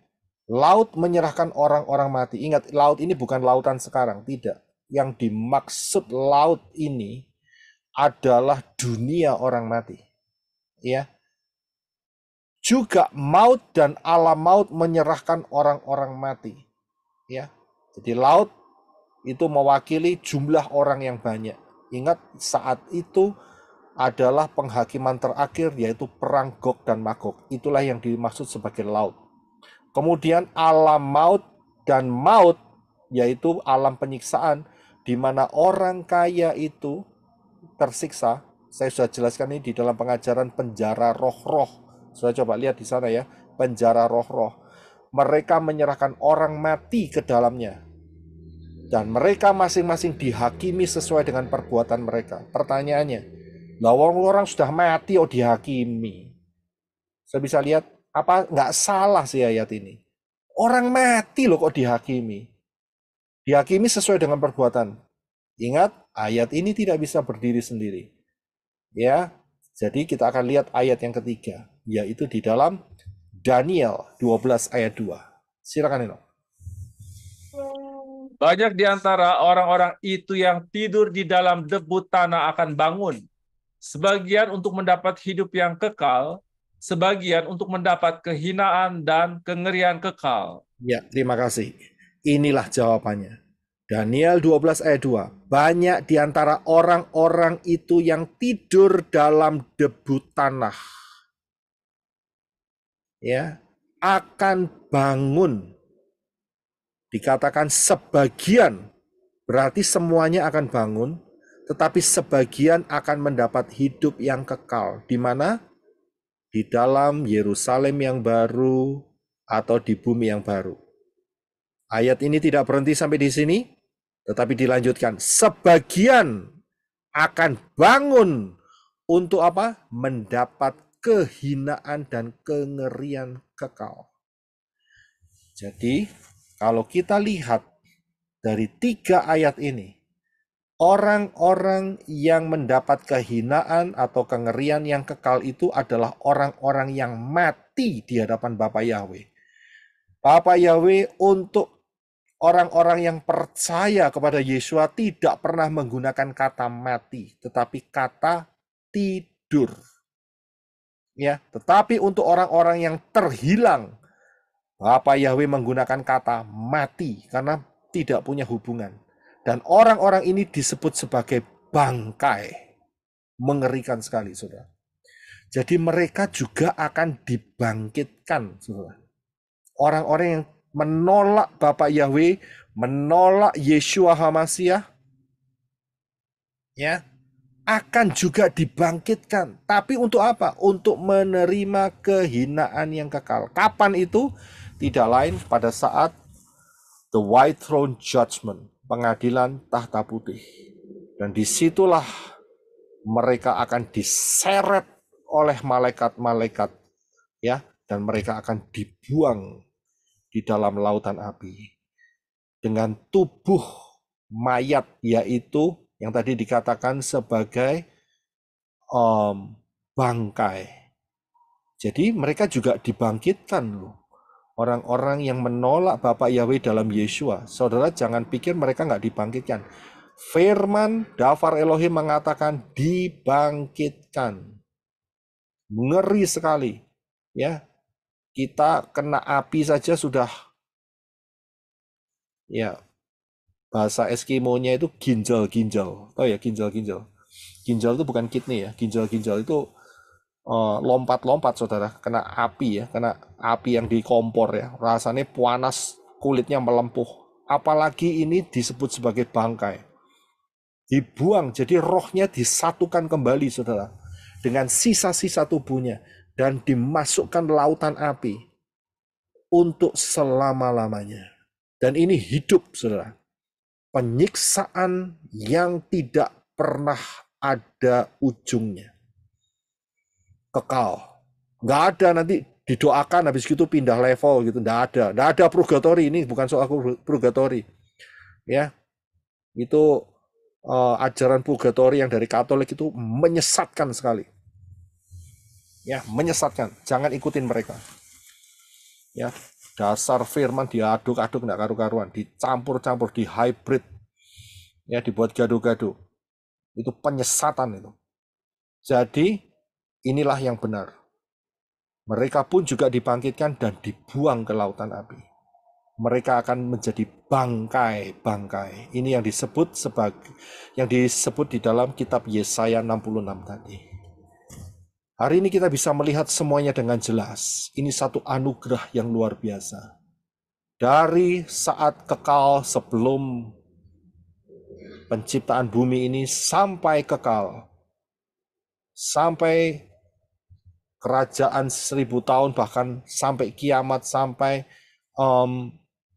pengadilan tahta putih, sampai lautan api, sampai Yerusalem dan bumi yang baru, kita bisa melihat dengan jelas semuanya. Hari-hari ini. Inilah pembukaan yang luar biasa. Ya. Nah, saya akan berikan sedikit rangkumannya. Ingat, manusia pertama diciptakan dan kemuliaan Elohim melingkupi, sehingga mereka telanjang tapi tidak malu. Akan tetapi apa yang terjadi? Mereka harus melalui satu proses ketaatan, tapi mereka gagal. Sehingga mereka harus jatuh di dalam dosa. Dan kemuliaan Elohim hilang. Mereka tetap telanjang dan mereka mulai malu. Ya, karena apa? Karena kemuliaan Elohim hilang. Nah, disinilah mereka harus mendapatkan pilihan. Ya, menentukan pilihan maksud saya. Ya, karena manusia harus memilih percaya Yeshua atau tidak. Ingat ya, Yeshua yang menyelamatkan, bukan Yesus. Yeshua. Kalau mereka menolak Yahweh dalam Yeshua, maka mereka akan dibangkitkan lagi dan mereka akan ketemu dengan pengadilan tahta putih, dan setelah itu mereka akan dibuang hidup-hidup dengan menggunakan tubuh bangkai. Ya, dan ini hidup, saudara. Akan tetapi, kalau menerima, beriman dan menerima, orang tersebut akan makan dan minum dengan makan tubuh Yeshua dan minum darah Yeshua. Dia akan menjadi manusia Elohim yang penuh dan dipimpin oleh Ruach Yahweh Elohim. Maka di dalam perjalanannya tidak lama lagi akan rapture. Dan inilah yang disebut sebagai tubuh kemuliaan, tebus tubuh, ya. Jadi tubuhnya ditebus, ya, dengan destiny, yaitu tubuh kemuliaan. Tebus tubuh adalah tubuh kemuliaan, ya. Jadi saudara paham mengenai materi ini. Mau pilih mana? Mau pilih dunia atau rapture? Ya, ini terserah saudara. Di tangan saudara ada pilihan. Ingat, setiap pilihan ada konsekuensi. Ya, kalau mungkin saudara saya berikan, mau pilih dunia atau rapture? Saya yakin saudara pilih rapture, ya. Tapi kalau saya tunjukkan ini, mau pilih keluarga atau rapture? Pilih mana? Rapture. Saudara bisa lihat, ini nggak gampang. Rapture. Ini nggak gampang. Saya mendapatkan banyak masukan, ya, suami yang tidak percaya kepada Bapa Yahweh dalam Yeshua, istri yang tidak percaya kepada Bapa Yahweh dalam Yeshua. Mereka mengancam, nek kamu masih tetap ikut Bapa Yahweh, ya, kita pisah, ya, kita jalan sendiri-sendiri. Banyak ini. Iya, banyak ini di luar sana. Ini bukan cerita bohong ini. Banyak Saya yakin ini saat kita bicara ini, saya nggak tahu berapa yang dengar sekarang, yang di live chat. Banyak yang struggle. Diancam istrinya, diancam suaminya, diancam keluarganya. Ya, mereka malu karena mereka tidak mau beribadah kepada Yesus lagi. Ya, memang kita sudah tahu Yesus itu adalah dewa pagan. Ya kan? Karena lahirnya 25 Desember. Nah, kita ngikutin yang benar, Yeshua.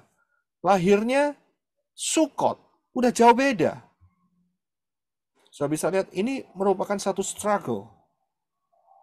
Orang tuanya mengancam, anaknya mengancam. Ya kan? Putus hubungan darah, pilih mana? Rapture atau keluarga? Rapture. Pasti rapture, Pak. Rapture. Saya bisa lihat, inilah masa di mana anak-anak Bapak Yahweh diuji. Dan ujiannya nggak main-main. Keluarga yang dipakai oleh setan. Saya berikan 2 ayat.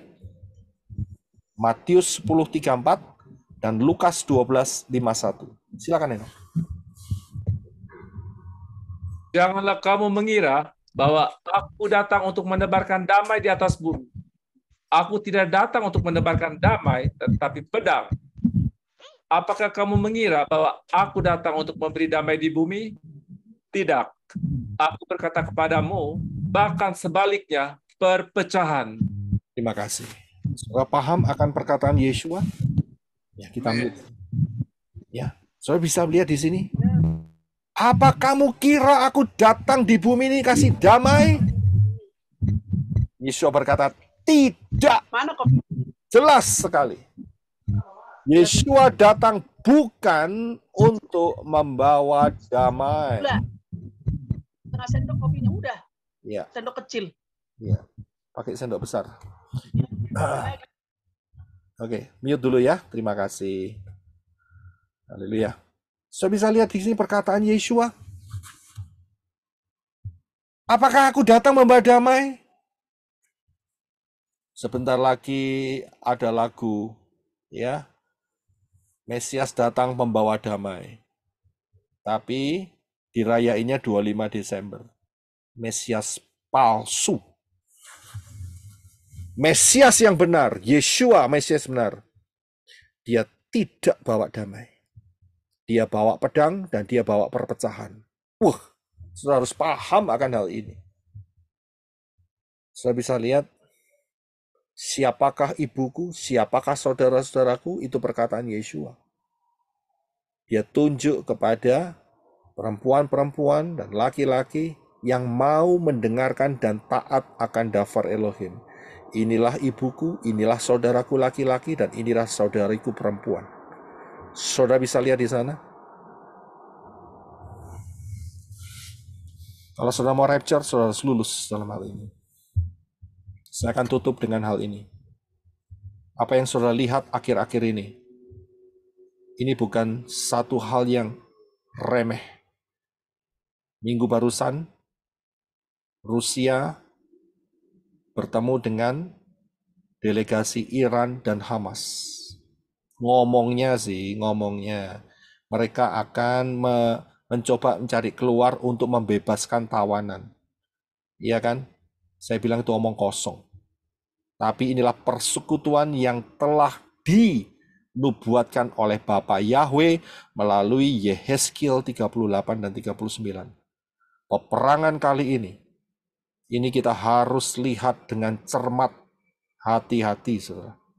Saudara lihat ya, kalau di dunia sekarang ini sudah terbagi menjadi 2. Yang satu pro-Israel, yang satu pro-Palestina. Di negara manapun ini terjadi. Ya, di Eropa, di Amerika, di Asia, di mana-mana. Ya, 2 bendera. Mau pro-Israel atau mau pro-Palestina. Ini penggenapan sedang ada di depan mata kita. Saya sudah sampaikan ini di dalam perang Gog, perang zaman akhir. Dan minggu lalu, dalam 3-4 minggu lalu, ya, kalau yang ini Rusia sudah mengadakan tes Rusia sudah mengadakan tes peluncuran rudal cepat jarak jauh ICBM, intercontinental, ya, ballistic missile, ya, satu rudal antar benua sudah dites dari laut, darat, dan udara, ya, dan mereka sudah mempersiapkan kepala-kepala nuklir mereka. Amerika juga minggu ini mereka mengadakan uji coba nuklir di daerah Nevada, ya, di bawah tanah. Dan sudah puluhan tahun Amerika tidak mengadakan ini, tapi dilakukan lagi. Ini suatu tanda-tanda ke depannya ini akan terjadi suatu hal yang besar. Dan inilah yang ada di zaman kita. Kita harus waspada karena apa? Ini adalah salah satu tanda penggenapan untuk rapture semakin dekat. Mau pilih mana? Dunia atau rapture? Mau pilih mana? Keluarga atau rapture? Saya sudah sampaikan hal ini di dalam Perang Dunia Zaman Akhir. Sudah bisa lihat pengajaran di channel ini. Kita akan lanjutkan kemudian hari untuk masalah kemah suci ini. Bapak yang berkati. Dan kita harus ingat bahwa hari ini kita sudah mendekati 6.000 tahun sejak kejatuhan Adam dan Hawa. Ya, hampir 6.000 tahun. Dan pola ini luar biasa sekali. Di mana dengan pola Shemitah kita sudah menghitungnya. Kita sudah masuk di 3,5 tahun yang pertama. Ya, tahun yang kedua, saudara. Ya. Dan tidak lama lagi, berdasarkan pola ini, rapture akan terjadi. Pelajari di High Alert 2026, jangan remehkan pengajaran ini. Dan juga Yesua mengatakan kalau waktunya tidak dipersingkat, maka manusia tidak akan ada yang selamat, dinuklir semua. Tapi karena orang-orang pilihan, waktunya akan diperpendek. Siapa orang-orang pilihan? Saudara dan saya, yang tetap setia kepada Bapa Yahweh dalam Yeshua HaMashiach. Ya, bukan setia kepada Yehova di dalam Yahshua. Itu ngawur, keliru. Jadi harus jelas di dalam Bapa Yahweh Beshem Yeshua, ya, bukan Yahshua. Karena orang-orang pilihan akan waktunya dipersingkat. Kapan dipersingkat? Saudara bisa lihat dalam pengajaran rahasia 1290 hari dan 1335 hari. Berdasarkan pola ini, maka rapture diperkirakan akan terjadi akhir daripada 2025 atau awal Januari 2026. Berjaga-jaga. Tujuan ini untuk berjaga-jaga, ya, untuk supaya saudara mempersiapkan hidup saudara. Berjaga-jaga. Karena itu barang siapa yang belum masuk di dalam pintu yang benar, yaitu Yeshua, Yod Shin Waw Ayin, bukan Yesus, ya, maka segeralah masuk karena keselamatan datang dari bangsa Yehudi melalui Yeshua. Dan siapa berseru dalam nama Yahweh akan diselamatkan. Masuk dalam baptisan pembaharuan. Jangan keras hati. Ya, bahasa Indianya itu cengkal. Tahu ya, cengkal. Ndablek cengkal. Ya, tegar tengkuk. Ya, tidak mau mentaati. Nah, jadi saudara masuk dalam baptisan pembaharuan harus dilepaskan dari sesembahan yang bukan dari Israel. Belajar pola Ibrani yang benar, lepaskan, singkirkan, ya, dan jangan ikutin perayaan-perayaan pagan. 25 Desember, ya, telur Paskah, jangan ikutin semua. Kita harus kembali ke pola 7 hari raya, jangan ikutin pola-pola pagan yang di luar itu juga yang merupakan pagan, Cungkok Sinian, ya, dan sebagainya. Ya, saudara harus kokoh kalau mau rapture. Kalau saudara ingin masuk dalam tebus tubuh kemuliaan, bukan tubuh bangkai. Ini syarat mutlak. Ya, ingat Bapak Yahweh nggak butuh syamayim, Bapak Yahweh nggak butuh sorga. Ingat baik-baik. Ya, sebelum tidur, saudara mikir, Bapak Yahweh tidak butuh sorga. Yang butuh syamayim atau sorga adalah kita sendiri. Karena itu kita harus masuk di dalam rencana Bapak Yahweh. Ya, itu yang benar harus demikian. Siapa yang membutuhkan informasi baptisan pembaharuan, saudara bisa screenshot di screen saudara sekarang ya. Segera hubungin, minta dibaptis pembaharuan dan juga dilepaskan dari sesembahan yang bukan dari Israel. Ya, saudara bisa yang di Indonesia yang bisa hubungi dengan cepat, segera, jangan berlambat-lambat ya. Dan ibadah ini adalah ibadah online ya, wajib menggunakan pakaian yang sopan, menggunakan talit atau pasmina sangat dianjurkan, dan session tanya jawab adalah ruang tanya jawab dan tidak untuk berdebat. Juga tidak diizinkan menggunakan kata-kata atau kalimat-kalimat yang bertentangan dengan kode etik YouTube supaya saudara menjadi berkat buat yang lain. Bapak Yahweh memberkati. Maranatha. Shalom. Baik, puji Bapak Yahweh, saya akan bergabung dulu dengan tim yang ada di Arizona. Kita akan tutup dulu ibadah Sabat ini, dan setelah itu kita akan masuk dalam ruang tanya jawab. Saudara jangan keluar jika ingin tetap masuk dalam ruang tanya jawab ya. Bapak Yahweh memberkati saudara-saudara sekalian. Haleluya.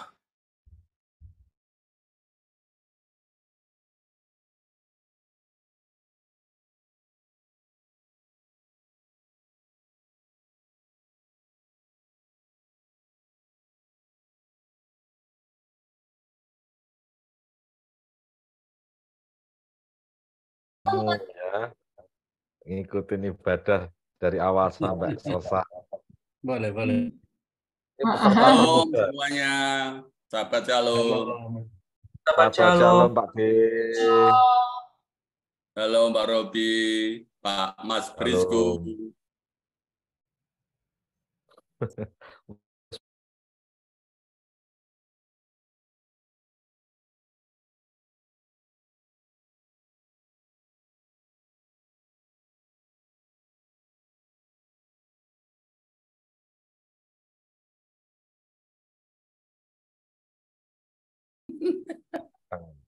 Aku belum ada yang keladinya, open bahasa cam. Jawanya apa Pak? Keladi, panen.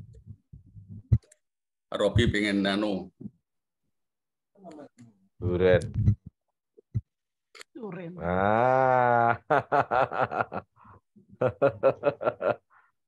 Oh. Durene piye Pak D durene? Durennya masih berbunga tapi kena panas, banyak yang jatuh bunganya Pak Robi. Ya. Keladinya Pak D, keladi. Oke. Siapa mau minta keladi? Shalom Pak Robi, saya mau tes suara, gimana suaranya? Bagus Pak Roy. Oke, haleluya. Kita akan tutup Sabat dulu ya, haleluya.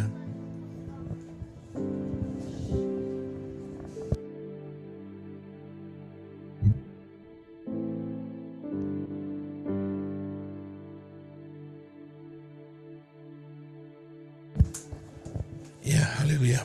Puji Pak Yahweh. Terima kasih untuk teman-teman yang telah bergabung di dalam ibadah hari ini, baik yang di streaming, baik yang juga ada di live chat, ya, dan juga yang akan mendengar. Bapak Yahweh memberkati saudara sekalian. Kita akan masuk di dalam doa penutup. Terima kasih Bapak Yahweh yang kami sembah dalam nama Yeshua HaMashiach. Biar kebenaran firman-Mu tertanam dalam kehidupan kami, berakar, bertumbuh, berbuah, menuntun hidup kami. Ruah Yahweh Elohim senantiasa menuntun kami. Kami ada di dalam Yeshua, Yeshua dalam kami, dan terus akan masuk di dalam tebus tubuh. Dan kami menggunakan tubuh kemuliaan masuk di dalam rapture yang luar biasa. Terima kasih Bapak Yahweh, terima kasih. Kami akan menerima segala hal yang baik yang Bapak Yahweh sediakan, yang tersedia di dalam daftar Elohim, yaitu hidup kekal untuk selama-lamanya di Syamayim dengan menggunakan tubuh kemuliaan. Terima kasih Bapak Yahweh, memberkati untuk setiap saudara-saudari yang telah bergabung di room channel ini, dan juga di live chat, dan juga yang akan mendengar kebenaran firman-Mu ini. Memberkati dengan berkat keselamatan sehingga semua boleh masuk dalam rencana VVIP, top of the line, yang Bapa Yahweh sediakan tidak lama lagi, yaitu rapture. Terima kasih Bapa Yahweh, memberkati di dalam nama Yeshua HaMashiach. Saya juga kami berdoa untuk semua teman-teman yang struggle dengan keluarganya, yang ada penolakan, yang ada intimidasi, yang ada banyak hal yang membuat mereka terpojok. Bapak Yahweh, Ruach Yahweh Elohim, tolong mereka. Engkau tolong mereka, sehingga sekiranya mungkin keluarga-keluarga yang belum menerima Bapa Yahweh dalam Yeshua, Ruach Yahweh Elohim boleh juga mendesak mereka supaya mereka bertekuk lutut untuk menerima Bapa Yahweh dalam Yeshua, sehingga mereka pun juga boleh masuk dalam rapture dan mereka tidak tertinggal. Terima kasih Bapa Yahweh, terima kasih, sungguh besar anugerah-Mu. Kami mengucap syukur di dalam nama Yeshua HaMashiach yang percaya katakan amen. Kita akan angkat tangan kita bersama-sama. Bapa Yahweh memberkati engkau dan melindungi engkau. Bapa Yahweh menyinari engkau dengan wajahnya dan memberi engkau kasih karunia. Bapa Yahweh menghadapkan wajahnya kepadamu dan memberi engkau damai sejahtera.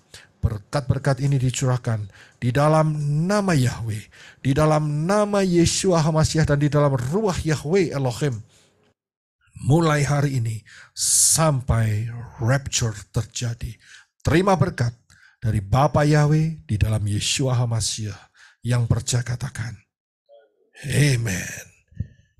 Kita akan naikkan pujian Yahweh Yeshua, Yahweh Yeshua, Yahweh Yeshua, Yahweh Yeshua, Yahweh Yeshua, Yahweh Yeshua, oh Yahweh Yeshua, Yahweh Yeshua, Yeshua.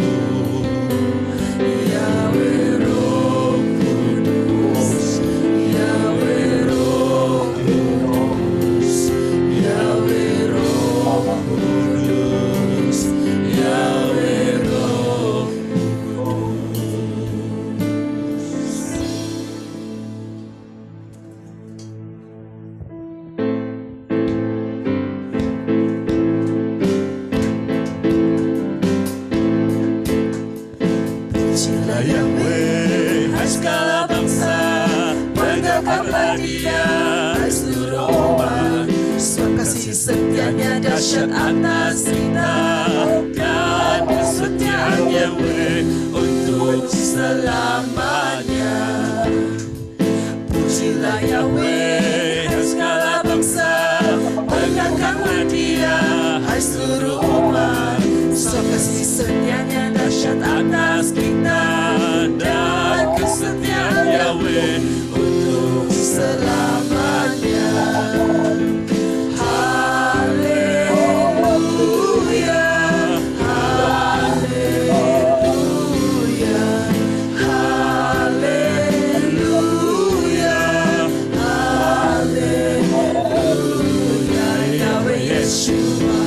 Yahweh Yeshua, Yahweh Yeshua, Yahweh Yeshua, Yahweh Yeshua, Yahweh Yeshua, Yeshua lah kekasih jiwaku, Yeshua lah keselamatan hidupku, Yeshua lah yang layak ku sembah, Elohimku, Yahweh Roh Kudus, Yahweh Roh Kudus, Yahweh Roh Kudus.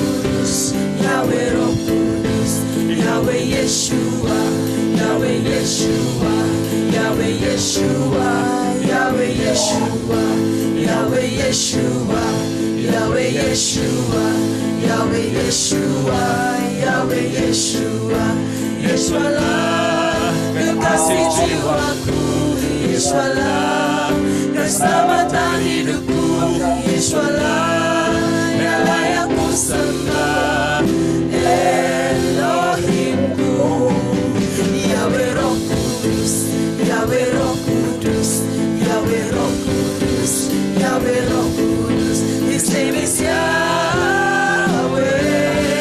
His name is Yahweh.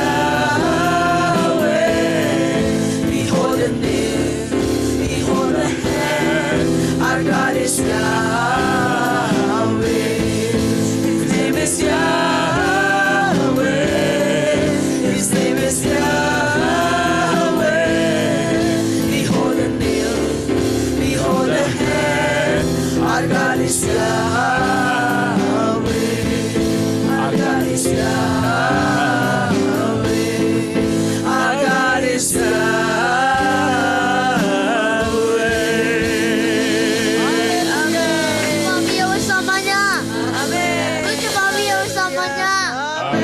Haleluya, puji Bapak Yahweh.